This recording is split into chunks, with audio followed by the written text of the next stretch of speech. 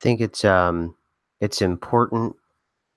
It's important to be humble, and it's important to be as. It's important. I think it's important to be as cordial as possible because you never know who you're really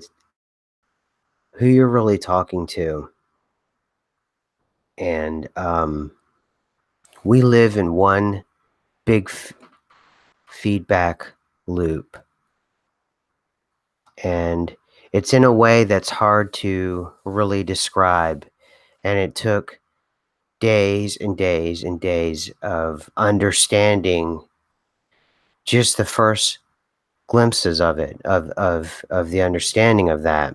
And even still, I'm going over it in my mind to try to wrap my mind around it. Most of my work, what I try to do is convince you of things with a lot of links and things like that, especially of late. And I think just today, I'm going to lay off that for a little bit because because right now I'm not ready to share what else there is, because some of it is still a bit fuzzy. There are, learning about the connection between, and the Mandela effect, and then UFOs, UAPs, the paranormal, all of it is, it's all the same thing. It's all the same thing, and it's not like what you think it is. Or it's not like what I thought it was. How about that? Because I don't know you, and you probably know more than I do. It's likely you do. But it's nothing like what I expected. And the closest thing that I can visualize in my mind is like these giant strings that are strumming, and the music is very beautiful. And in a lot of ways the music creates its own border. And it's almost like a concert, like a rock and roll concert. And the band is playing, and you aren't you aren't in the band, but you are allowed to be in the concert. And there are people who have snuck into the concert that shouldn't be there. And then there are others that are trying to get into the concert because the music is so beautiful. And you're doing the best that you can to both enjoy the music and to feel the experience and know it, because you know it's for a limited period of time. But the funny part is, what you don't know is that the moment that you think you're going to leave the concert, you open the door to leave the concert and you go into another concert, and it starts all over again. And the music's a bit different, but it's still there. And it's still as powerful and as meaningful as before. And what I've been learning over the last week has reoriented so much for me that I feel as if the Mandela effect itself was incredibly important, and it's a handle I'm still going to use because it's a handle that is very important for everyone to use, including me.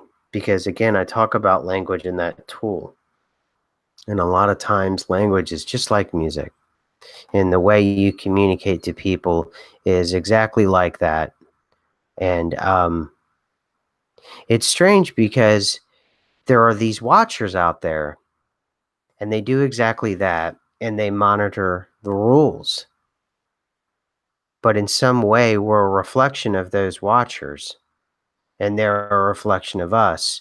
And the strangest thing about all of this is that when you hear things like Magic with a K and all of these things, and they want to teach you things like being able to read backwards, or being able to see images backwards and things like that, and that's all part of this broader kaleidoscope. But it's not really a visual thing.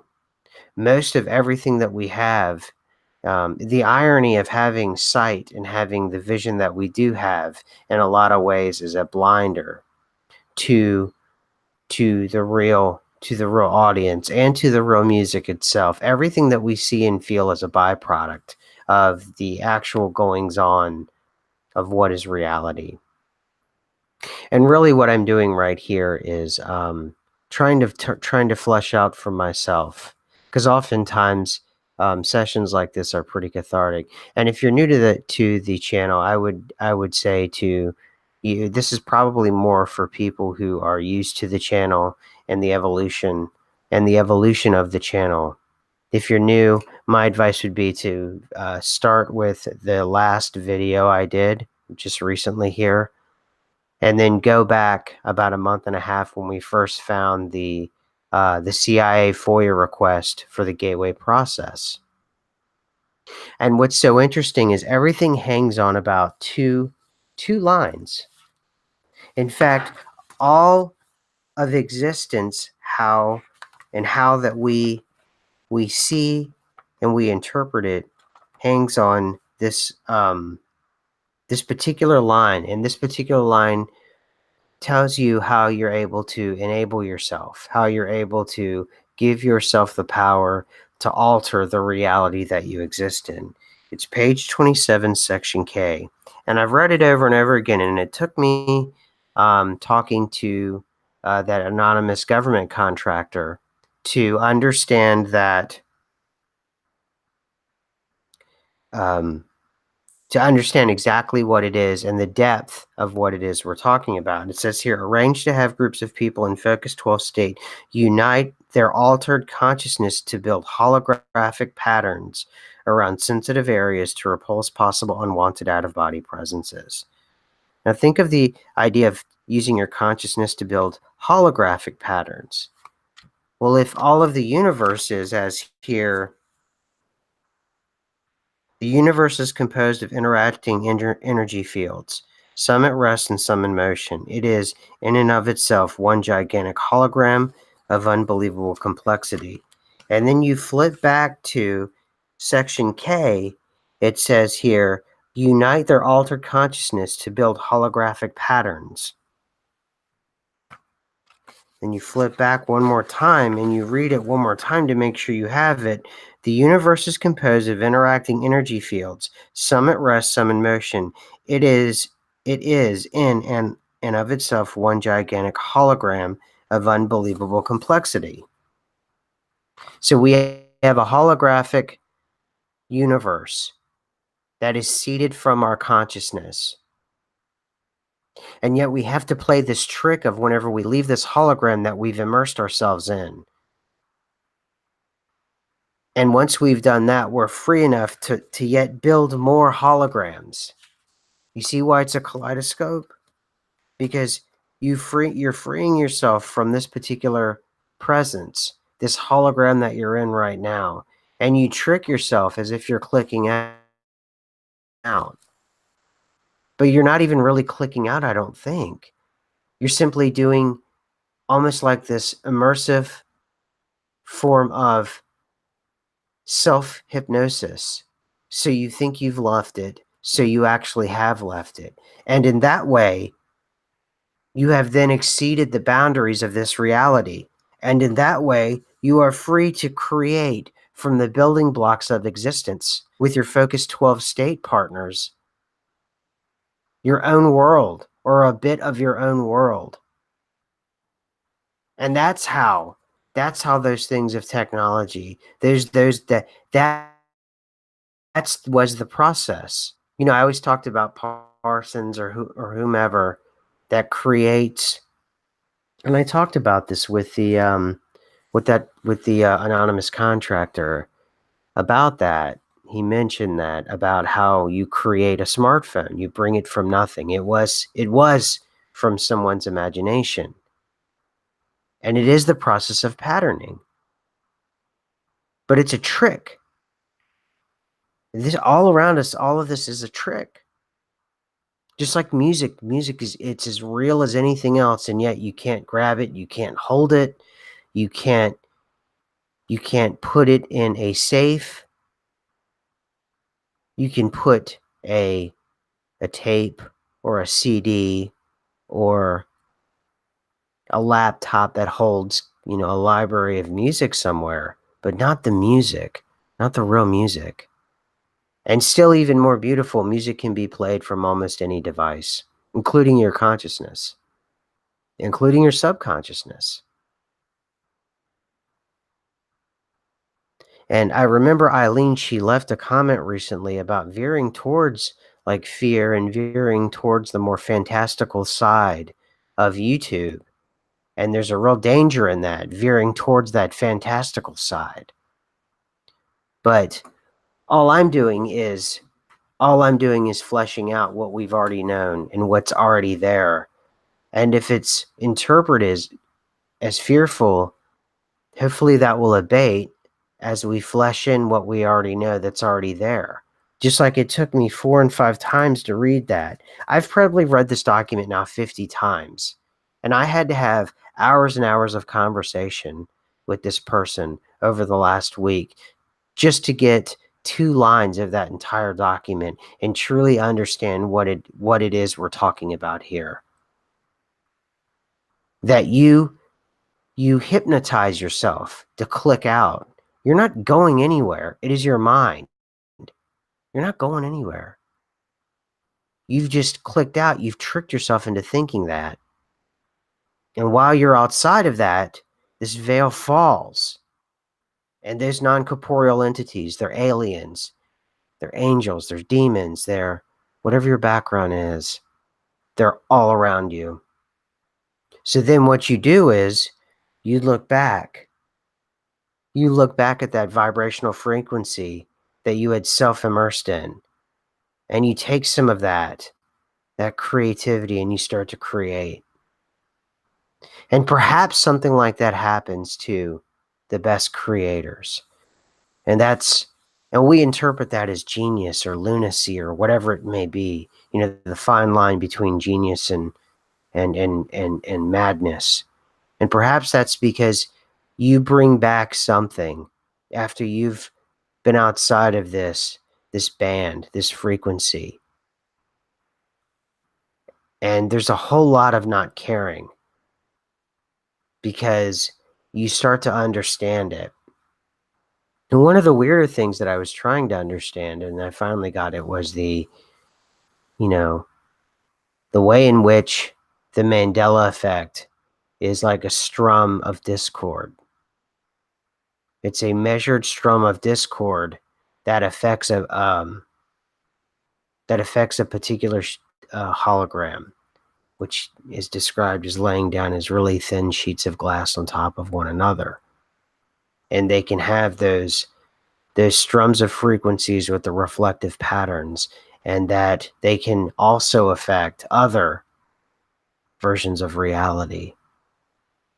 Now, what I need to ask and what I wonder then is, can other beings click out of their versions of reality to come over into ours, and create some sort of interdimensional warfare, a large-scale kind of interdimensional warfare? Certainly, and I don't mean like with tanks or anything like that, but I mean someone messing with your amps or your PA system or something like that. And if there's anyone new in the chat, I should have pasted the CIA document inside of this talk, but I didn't.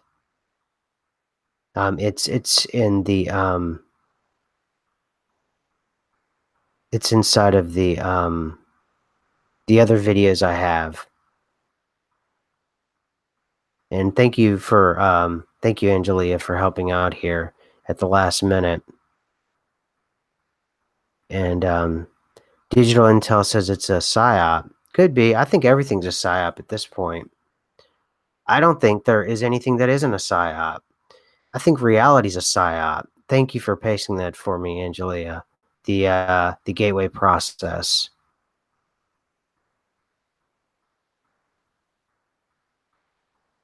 And I think I'm beyond. I think I'm a little bit beyond the fear of the psyop thing and whether or not I'm being duped and all of those things, because there's so much of it that makes sense. And there's so much about these things, if you would just look inside, that they're real and they make sense. And to be able to see something from a superposition and understand where you're at. You said digital intel says no aliens. And that's the thing. It's not. That's the thing about even aliens, and perhaps this impending, data dump or whatever it may be. Although, like I've said before, they've done it before, and no one seems to pay attention. Yes, Svetlana. Apparently, we are immortal, and we will not know death, and we will go on, and those around us can die. Um, and yet we'll still seem to wake up every morning until something is fixed or something. I'm still not all the way there. I'm not quite there. But the aliens, in terms of the popular conception of aliens, the popular impression of aliens is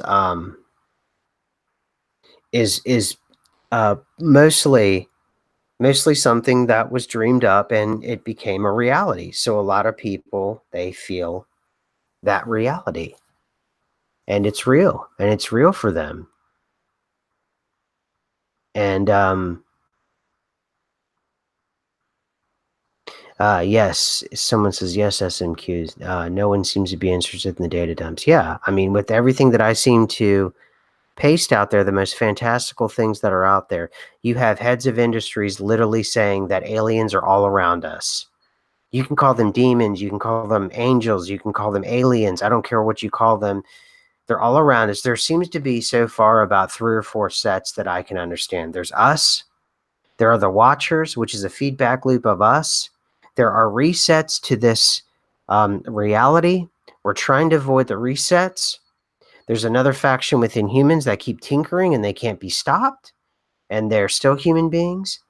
There are human beings that are real and they are conscious like we are. There are human beings that aren't conscious. Thank you, BB. I appreciate that. There are people that aren't conscious and they are vessels, not exactly for good. Um,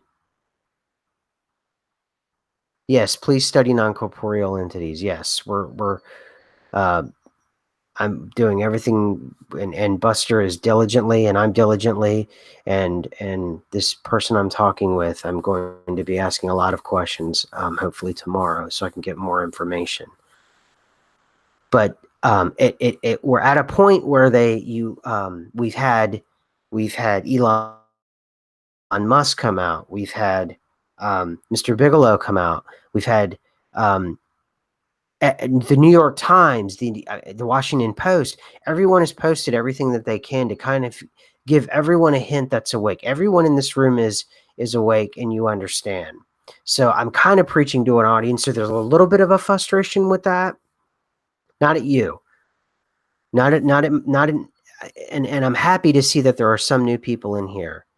And the frustration is that there is at least a larger number that are like us, that are in this form like we are, and see and feel and understand like we do, and they're not taking it seriously, and they need to take it seriously. Um, thank you, digital. Prove you know an alien. I think we all are, and I like the 222 digital intel. Thank you. I wish I could. I wish I could prove it because the only thing I can prove is all of the captains of industry. Yeah, look in the mirror. Exactly. Look in the mirror, digital intel. All the captains of industry, all the people on the inside, all the people that have the money, the wealth, and the power, all the people that have been quote unquote chosen, they all know. They all know something that apparently we don't know. And they're telling us as clear and as concise as possible. And that is where my links are going to start to go. And I'm still going to couple with that with the CIA FOIA document. The only way I can prove that aliens exist is through the countless links now that are out there. And just about every single person in power, right down to Harry Reid, we have US senators, every single one of them. Jimmy Carter, all of them have said, every single one of them have said. Ronald Reagan, like I said, we're not partisan here. They've all experienced it. It's all real. But there's no out there. That's the myth. That's right. The Truman Show meets Groundhog's Day meets Men in Black. You know why those movies, and now I realize why they are even more important than I knew. These were allegories trying to prepare you. And to me, it almost seems like it's backfiring by accident because they're trying to prepare you. And yet, because they were movies, somehow they are now almost working against it. Maybe that was the plan the whole time. I don't know. I'll ask. Mixed with the little dark city. Exactly. Exactly. Mixed with a little dark city. Yeah, Geordie Rose. They all are saying it. And people are saying, well, they're saying it metaphorically. No, they're not. They're not. No one's saying it metaphorically. Go check out the Bigelow thing in the last video. Check out why the Navy is creating this new process, and they're going to try to change the culture for people to report. And it's sort of indicative that if the Navy is ahead culturally than the general population, you guys, not you, as in this audience, which happens to be the people that I preach to every week, meaning the general population really needs to think about something, really needs to reassess their values and what they want to take seriously or not. Reductive materialism is so beyond dead and out of place. There are no serious scientists and there are no leaders of industry that are actually making the technology that you are so in love with, that you rely on as a reductive materialist, as an atheist. None of them believe what you believe. They don't believe it. They don't believe what you believe. And you'll point to technology and say, see, science, but science. And they don't believe it. They don't believe the people that are giving you the but science, even they're not believing it. And then you see that Skinwalker Ranch. That scientist bought it, and he gave up trying to use the scientific method on where a place the veil is so thin, denser frequencies are able to incarnate on this plane. Oh, wow, Lanessa. Philip K. Dick died on your birthday. You might be Philip K. Dick. Who knows? That'd be awesome. Hey, by the way, if you are, I really, really, really, really like your work. Just like Philip K. Dick said that we are in a simulation. And that's what this contactor told me. And it all started, it's all falling into place. All my life, all these decades, over and over again, the same people are telling the same thing over and over and over again. And they're saying, and no one is listening. And this is less subtle because there's a layer above this of understanding synchronicities and understanding the signposts that are much more subtle. That's another level of understanding. This is blatant in your face. Hey, hey, hey, hey, hey. But by forms of movies, we've given you metaphor and allegory and all the tools that you need to understand what we're about to present to you. The movie The Matrix, for God's sakes. And somehow that's been turned around into a joke and to not be taken seriously. You know how much work and how much expertise it takes to put into a film?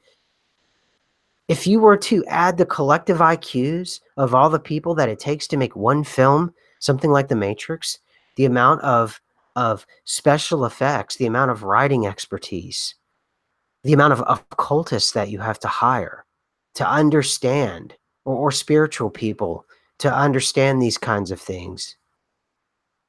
The you know, slicing historical context and trying to put it in a way that's postmodern. It's an incredibly powerfully sophisticated operation to help you understand. And how funny it's been turned around into something that is absolutely the opposite of what it is. And that's the strange part of all of this. It's all been turned around to be the opposite of what it actually is. And that's why the vibration and the frequency and the density stays low. So I'm not going to go off in talking about galactic. I made the joke with Eileen, galactic lizard people cabals or whatever, or there's very big personalities that are in this kind of, I don't know what you would call it, that is constantly pumping fear. Just because something is new and it's revealed to you, it's all in the context, the way it's presented to you.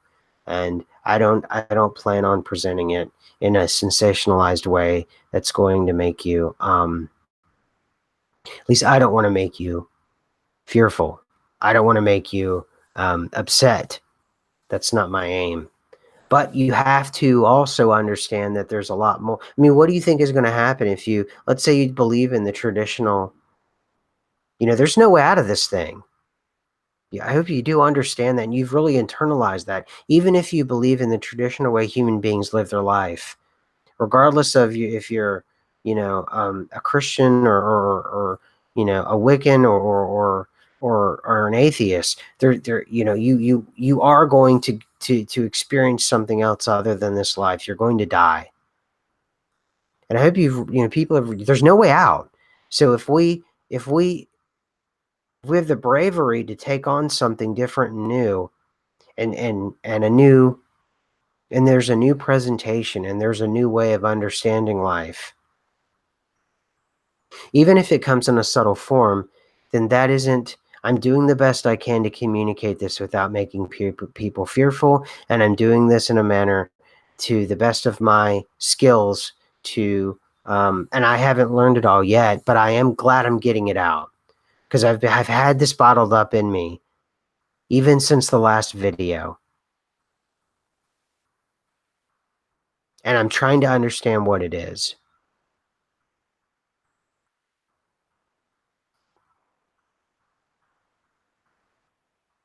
Death, Carol says. The thing about that is, I'm not I don't think it's what I thought it was. I don't think anything is what I thought it was. And I think that's a good thing, you know? I think it's a good thing. Um, because it is all really, I hate to sound so glib and but it's an illusion, all of these things. And it goes back at that document was so much more profound than I can. It's the most powerful grimoire I've ever come across. It's incredible. It's unbelievable. It's hard to even describe it. And I don't know. So anyway, tomorrow, yes, tomorrow we have the Lost and Found bin. Normally I load these things up and I just hit you with fact after fact, but please go back to my previous video. Um, this was more or less of a session to get it out of me and for me to verbalize things so I can better understand and prepare whenever I go into my next session and to understand what's happening. Um,